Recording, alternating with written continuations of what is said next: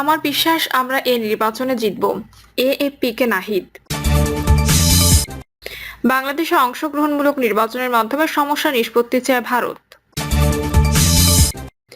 নির্বাচনহীন পরিস্থিতি দীর্ঘ হোক আমরা চাই না, বলেছেন চরমোনাই পীর।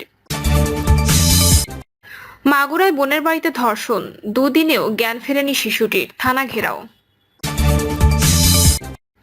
এবং সর্বশেষ জানাবো, নির্মাণাধীন ভবন থেকে পড়ে আহত শ্রমিকের মৃত্যু। শুনছিলেন সংবাদ শিরোনাম, এবারে বিস্তারিত। আমার বিশ্বাস আমরা এ নির্বাচনে জিতব। এএফপিকে নাহিদ।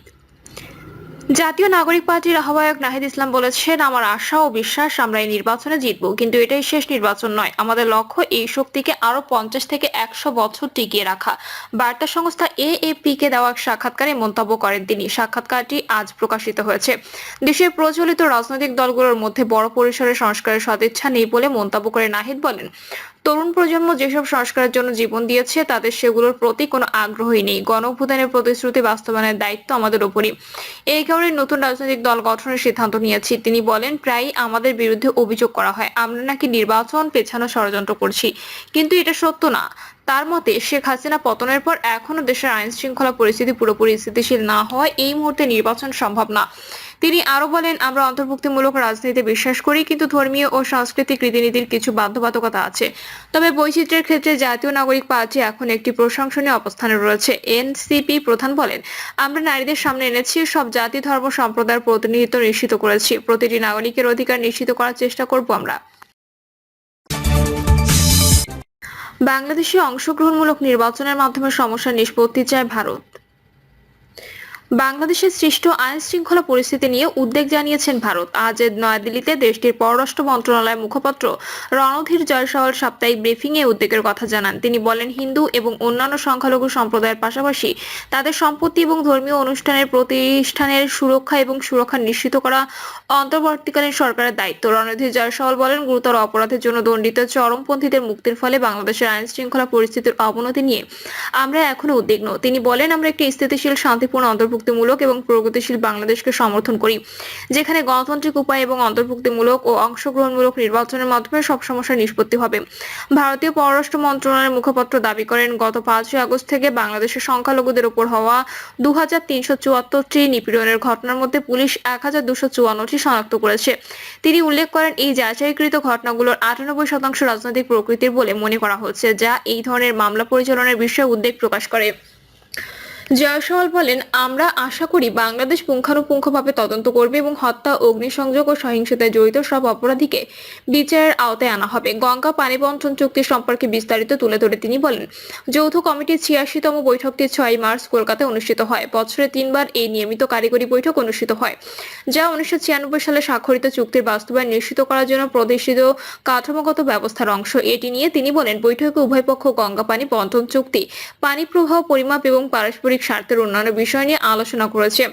জয়সওয়াল পুনর্ব্যক্ত করেছেন যে বাংলাদেশের সাথে সম্পর্কের ক্ষেত্রে ভারতের জন্য উন্নয়ন সহযোগিতার একটি অগ্রাধিকার। তিনি বলেছেন, সাম্প্রতিক নিরাপত্তা পরিস্থিতি এবং দীর্ঘস্থায়ী স্থানীয় সমস্যাগুলো কিছু প্রকল্পের অগ্রগতিকে প্রভাবিত করেছে। নির্বাচনহীন পরিস্থিতি দীর্ঘ হোক আমরা চাই না, বলেছেন চরমোনাই পীর। ইসলামী আন্দোলন বাংলাদেশের আমির ও চরমোনাই পীর মুফতি সৈয়দ মোহাম্মদ রেজাউল করিম বলেছেন, নির্বাচনহীন পরিস্থিতি দীর্ঘ হোক তা আমরা চাই না, বরং নির্বাচনকে সুষ্ঠু অবাধ করতে এবং নির্বাচনে সবার জন্য সমান সুযোগ নিশ্চিত করতে প্রয়োজনীয় ব্যবস্থা সংস্কার করে দ্রুত নির্বাচন আয়োজন করতে হবে। দ্রুত সময় স্বৈরাচারের বিচার করতে হবে। তিনি বলেন, সংবিধান, নির্বাচন কমিশন, জনপ্রশাসন, পুলিশ, দুদক ও বিচার বিভাগের সংস্কার জরুরি হয়ে দাঁড়িয়েছে। এসব ক্ষেত্রে প্রয়োজনীয় সংস্কার না হলে আগের তিমিরে ফেরত যাওয়ার আশঙ্কা থেকে যাবে। তাই এসব ক্ষেত্রে সংস্কার হতেই হবে। মাগুরায় বোনের বাড়িতে ধর্ষণ, দুদিনেও জ্ঞান ফেরেনি শিশুটির, থানা ঘেরাও। হাসপাতালের বিছানায় চিকিৎসা চলছে 8 বছরের শিশুর, কথা বলছে না, নড়াচড়াও নেই, অচেতন অবস্থায় শুয়ে আছে সে। মৃত্যুর সঙ্গে যুদ্ধ করছে ধর্ষণের শিকার এই শিশুটি, আর তার পাশে বসে কাঁদছেন মা। সন্তানের এই অবস্থায় তিনি যেন পৃথিবীর সবচেয়ে অসহায় মানুষ। এক হাত দিয়ে মেয়ের মাথায় স্পর্শ করেছেন, আরেক হাতে নিজের চোখের পানি মুছছেন। মেয়ের করুণ অবস্থা দেখে বারবার মূর্ছা যাচ্ছেন তিনি। এই দৃশ্য শুক্রবার দুপুরে ঢাকা মেডিকেল কলেজ হাসপাতালে। ধর্ষণের শিকার শিশুটিকে হাসপাতালে নিবিড় পরিচর্যা কেন্দ্রে রাখা হয়েছে। গত 3 দিনেও তার জ্ঞান ফেরেনি। চিকিৎসকরা জানিয়েছেন রাতে তাকে লাইফ সাপোর্টে নেওয়া হয়েছে। 8 বছরের ছোট্ট এই শিশুটি গত বুধবার গভীর রাতে বোনের বাড়ি বেড়াতে গিয়ে বাড়িতে ধর্ষণের শিকার হয় বলে অভিযোগ উঠেছে। প্রধান অভিযুক্ত বোনের শ্বশুর হিটু শেখ ও স্বামী সজীব শেখকে আটক করেছে পুলিশ। এদিকে শিশুকে ধর্ষণের প্রতিবাদে ফুঁসে উঠেছে মাগুরার সাধারণ মানুষ। অভিযুক্তের শাস্তির দাবিতে শুক্রবার দুপুরে শহরে বিশাল বিক্ষোভ মিছিল হয়। পরে তারা মাগুরা সদর থানা ঘেরাও করে। গত বৃহস্পতিবার বেলা 11টা থেকে শিশুটি অচেতন অবস্থায় রয়েছে। শুক্রবার রাত 10টায়ও তার জ্ঞান ফেরেনি। স্বজনরা জানান শিশুটিকে প্রথমে মাগুরা সদর হাসপাতালে ভর্তি করা হয়। অবস্থার অবনতি হলে সেখান থেকে স্থানান্তর করা হয় ফরিদপুর মেডিকেল কলেজ হাসপাতালে।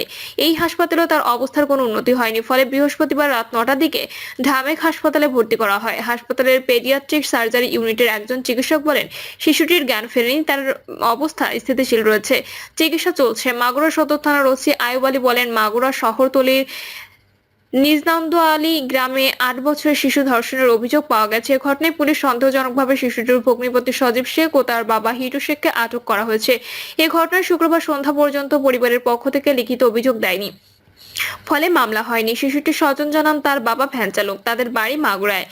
মাস 4 আগে শিশুর বড় বোনের বিয়ে হয় মাগুরা সদরের নিজনান্দোয়ালি গ্রামের রাজমিস্ত্রি হিটু শেখের ছেলে সজীব শেখের সঙ্গে। সজীবও রাজমিস্ত্রি। কিছুদিন আগে শিশুটির বোনের বাড়িতে বেড়াতে যায়। সে স্থানীয় সরকারি প্রাথমিক বিদ্যালয়ের 3য় শ্রেণীর ছাত্রী। শুক্রবার দুপুরে ঢামেক হাসপাতালে গিয়ে দেখা যায় 223 নম্বর ওয়ার্ডে শিশুটির পাশে বসেছিলেন তার মা। কাঁদতে কাঁদতে ওয়ার্ডের গেটের সামনে অবস্থান করা স্বজনদের কাছে আসেন। তখনও কাঁদছিলেন। কাঁদতে কাঁদতে এক স্বজনকে ধরে বলেন আমার মেয়ে কথা বলছে না, ডাকলেও সাড়া দিচ্ছে না, মেয়ের কি হবে? ওদের ফাঁসি চাই। তিনি বলেন তার বড় মেয়ে তাকে জানান শ্বশুরবাড়িতে রাতে তার ভয় লাগে, এজন্য ছোট বোনকে শ্বশুরবাড়িতে নিয়ে যেতে চায়। তার আবদারের মুখে গত শনিবার ছোট মেয়েকে বড় মেয়ের সঙ্গে পাঠিয়ে দেন। কিছুদিন থাকার পর বাড়িতে ফিরে যাওয়ার কথা ছিল। বুধবার রাতে শিশুটি ধর্ষণের শিকার হয়। পরে গলায় কিছু পেঁচিয়ে তাকে হত্যার চেষ্টা করা হয়েছে। শিশুটির মামাতো ভাই বলেন বুধবার গভীর রাতে তাকে ধর্ষণ করে তারই দুলাভাইয়ের বাবা হিটু শেখ। এ ঘটনা তার বড় বোন দেখে ফেলায় তাকে ঘরে আটকে রেখে বেধড়ক মারধর করে তার শ্বশুর ও স্বামী। এই ঘটনা কাউকে না জানানোর জন্য হুমকি দেওয়া হয়। তার কাছে মোবাইল ফোন না থাকায় তিনি বিষয়টি মা বাবাকে জানাতে পারেননি। শিশুটির প্রচন্ড রক্তক্ষরণ হয়। এই অবস্থায় তাকে রাতে বাড়িতেই রাখা হয়। অবস্থার অবনতি হলে পরদিন সকালে সজীবের মা তাকে মাগুরা সদর হাসপাতালে নিয়ে যান। সেখানে শিশুটি অচেতন হয়ে পড়লে তাকে রেখে পালিয়ে যান তার শাশুড়ি। পরে হাসপাতাল থেকে সংশ্লিষ্ট থানায় খবর দেওয়া হয়। এরপর সংবাদ পেয়ে শিশুটির মা সহ স্বজন ছুটে যান হাসপাতালে। মাগুরা সদর হাসপাতালে জরুরি বিভাগের ডক্টর সুভাষ রঞ্জন হালদার বলেন শিশুটিকে প্রথমে শ্বাসকষ্ট রোগী হিসেবে নিয়ে আসা হয়। পরে মেডিসিন বিভাগে নিয়ে গেলে ধর্ষণ ও হত্যা চেষ্টার আলামত পাওয়া যায়। মেয়েটির অবস্থা সংখ্যামুক্ত নয়, যে কারণে তাকে ফরিদপুর মেডিকেল কলেজ হাসপাতালে পাঠানো হয়েছে। শিশুটির মামাতো ভাই বলেন তার ফুফাতো বোনের গলায় ক্ষত চিহ্ন রয়েছে, কিছু জায়গায় আঁচড়ের দাগ রয়েছে। ধারণা করা হচ্ছে তাকে গলা টিপে হত্যার চেষ্টা করা হয়েছে। স্বজনরা জানান বিয়ের মাসখানেক পরে শিশুটির বড় বোনকেও পাশবিক নির্যাতনের চেষ্টা করেছিল তার শ্বশুর হিটু শেখ, কিন্তু মেয়ের বাবা দরিদ্র হওয়ায় বিষয়টি জানার পরও চুপ ছিলেন। বড় বোনও শুক্রবার ঢামেক হাসপাতালে এসেছিলেন, তবে বিকেলে তাকে বাবার বাড়িতে পাঠিয়ে দেওয়া হয়। শুক্রবার দুপুরে জুমার নামাজের পর মাগুরা শহরে বিক্ষোভ করেছেন কয়েকশো স্থানীয় জনতা। এর সময় তারা সদর থানা ঘেরাও করে, থানার ভেতরে প্রবেশের চেষ্টা চালায়। পরে পুলিশ ও সেনাবাহিনী বিক্ষুব্ধ জনতাকে ছত্রভঙ্গ করে দেয়। শুক্রবার সকাল থেকে সামাজিক যোগাযোগ মাধ্যমে ছড়িয়ে পড়ে শিশুটি মারা গেছে। এই কারণে ক্ষুব্ধ হয়ে ওঠেন স্থানীয় লোকজন। মাগুরা জেলার অতিরিক্ত পুলিশ সুপার মিরাজুল ইসলাম সাংবাদিকদের বলেন সজীব শেখের কথায় বেশ অসংলগ্নতা পাওয়া গেছে। বাবা ছেলে দুজনকে জিজ্ঞাসাবাদ চলছে। প্রিয় দর্শক, এই ছিল এখনকার সর্বশেষ সংবাদ। আপডেট সব সংবাদ পেতে চ্যানেলটি সাবস্ক্রাইব করে বেল আইকনটি ক্লিক করে রাখুন।